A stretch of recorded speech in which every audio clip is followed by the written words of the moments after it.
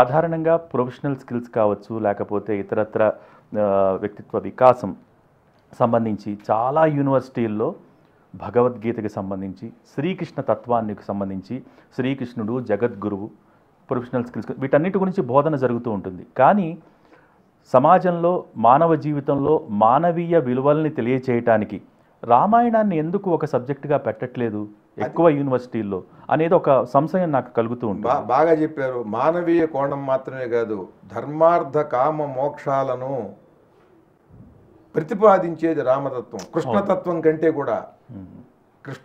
కంటే కూడా రాముడికి ఉన్నంత ఆదర్శమైనటువంటి విషయాలు, ఉదాహరణలు సామాన్య మానవుడికి కృష్ణుడితో చెప్పలేం మనం. రాముడు ఆర్థిక కోణంలో, రాజనీతి కోణంలో, కుటుంబ పరంగా ఏ రకంగా చూసినా సరే రాముణ్ణి ఆదర్శంగా చేసుకోవటం అనేది ఉంది చూసారా. అది ఒక మానవుడు పరమోన్నత స్థితిలో జీవనం సాగించటం అనేది రాముడి వల్లే సాధ్యమవుతుంది. రాముణ్ణి ఆదర్శంగా పెట్టుకుంటేనే సాధ్యమవుతుంది. కృష్ణుడు చెప్పింది చేసినా కూడా కాదండి. భగవద్గీతని ఆచరించినా కూడా జరిగేది ఏమిటంటే రామతత్వాన్ని వాడు దాన్ని అందిపుచ్చుకుని దాన్ని ఆచరించినట్టే. అంతే కదా, కృష్ణుడు ఏది ధర్మమో చెప్పాడు, రాముడు ధర్మాన్ని ఆచరించి చూపించాడు. నిజమే. కానీ ఏది ధర్మమో చెప్పినప్పటికీ కూడా రాముడికి ఉండేటువంటి పరమధర్మ సూక్ష్మం ఉన్నది చూసారండి. పరమధర్మ సూక్ష్మము అది కృష్ణుడి కాలం వచ్చేటప్పటికి అది బాగా కలుషితం అయిపోయింది. అందుకనే ఆయన అనేకమైనటువంటి వ్యూహాలు వేయాల్సి వచ్చింది, ఎత్తుగడలు. రాముడికి అలా కాదు, స్పష్టత, సూటిదనం. ఇప్పటి యువత రాముణ్ణి ఏ విధంగా చూస్తున్నారు? ఒక దేవుడిగా చూసుకుని దండం పెట్టుకుని వదిలేస్తున్నారా? ఒక యుగ పురుషుడిగా చూస్తున్నారా? మీరు ఎంతోమంది పిల్లలతో మాట్లాడుతూ ఉంటారు, వాళ్ళకి మానసిక వికాసం కోసం ఎన్నో చెప్తూ ఉంటారు, ఎన్నో విశేషాలు. యువత ఏ విధంగా ఉందండి ఇప్పుడు రాముడి విషయంలో? ఒక్క మాట చెప్తాను మీకు. రామాయణంలో ఇవాళ యువత ఎలా ఉండాలన్నారు కనుక, పుష్పక విమానంలోకి వెళ్ళినప్పుడు హనుమంతుడు రాత్రిపూట అక్కడున్న సుందరీమణులందరూ కూడా చిందరవందరైనటువంటి వస్త్రాలతో వాళ్ళు రకరకాలుగా పడుకున్నారండి. అందరూ యవ్వనంలో ఉన్నారు. హనుమంతుడు వాళ్ళని చూశాడు.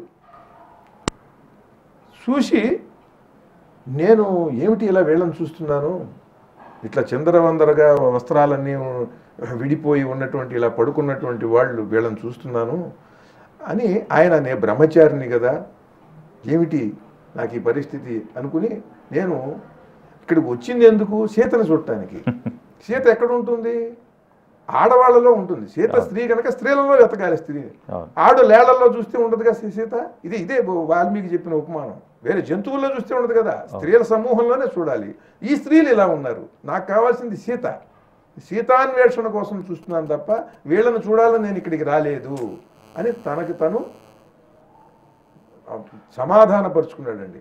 అలా సమాధానపరుచుకునేటువంటి శక్తినిచ్చేలాగా విద్యా విధానము, బోధన, ఉపాధ్యాయులు ఉండాలండి. లేకపోతే ఇంటర్నెట్లో ఇలా కొట్టగానే బోళ్ళంత మంది సుందరీమణులు వచ్చేస్తారు.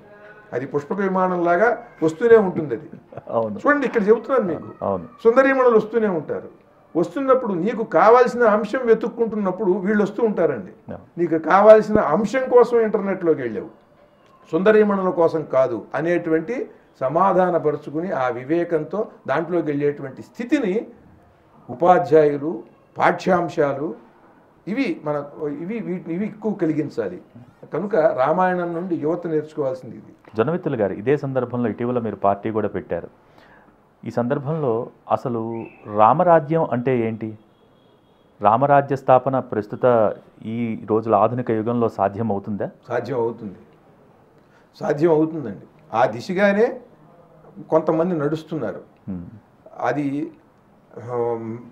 చాలా చక్కగా దాంట్లో ఎవరి పాత్ర వాళ్ళు నిర్వహించినట్టయితే చాలా సాధ్యం. అది దీంట్లో ఎన్నో చట్టాలు చేయాల్సి ఉంటాయి. ఉన్న చట్టాలని బాగా దృఢంగా, కఠినంగా అమలు చేయాల్సి ఉంటాయి.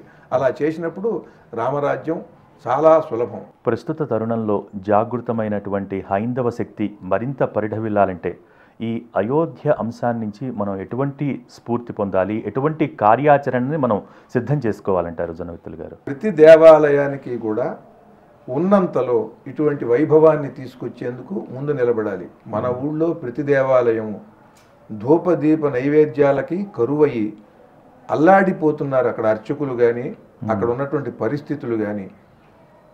వాహనాలు రథాలు చెదలు పట్టిపోయినాయి, గోపురాలు చిలుం పట్టిపోయినాయి, గోడలు చవుడు బట్టి ఇటికిరాళ్ళు ఊడిపోయి ఒకదాని మీద ఒరిగి ఉన్నాయి. వాన వస్తుంటే దేవాలయపు గోడలు పగుళ్లలోంచి నీరు కారి గర్భగుడిలోకి ఎడుతోంది. బయట కురిసిన నీరు కూడా గర్భగుడి పల్లంగా ఉండటం వల్ల గర్భగుడిలోకి వెళ్ళిపోతుంది వాన వస్తే. ఇట్లా నేను కనీసం ఒక 30-40 ఇబ్బందికరమైన అంశాలు నేను చెప్పగలను. వీటన్నిటినీ కూడా మనం సంస్కరించి వీటన్నిటినీ కూడా బాగు చేసుకుని ప్రతి దేవాలయము మన ఊళ్ళో ఉండే దేవాలయానికి మనం చక్కగా శుభ్రతతో అది పవిత్రంగా ఉండేటట్టుగా మనం పూనుకోవాలి. ఏ ఊరిలో ఆ ఊళ్ళో వాడు. చాలా సంతోషం జొన్నవిత్తులు గారు. ఈ అయోధ్య రామమందిర ప్రతిష్టాపన మహోత్సవం సందర్భంగా మీతో ఇలా ముచ్చటించి 4 మంచి మాటలు మా ప్రేక్షకులకి అందజేసినందుకు మీరు సహకరించి చక్కగా చాలా మంచి మాటలు. ధన్యవాదాలు. చాలా సంతోషం. జై శ్రీరామ్. జై తెలుగు, జై శ్రీరామ్.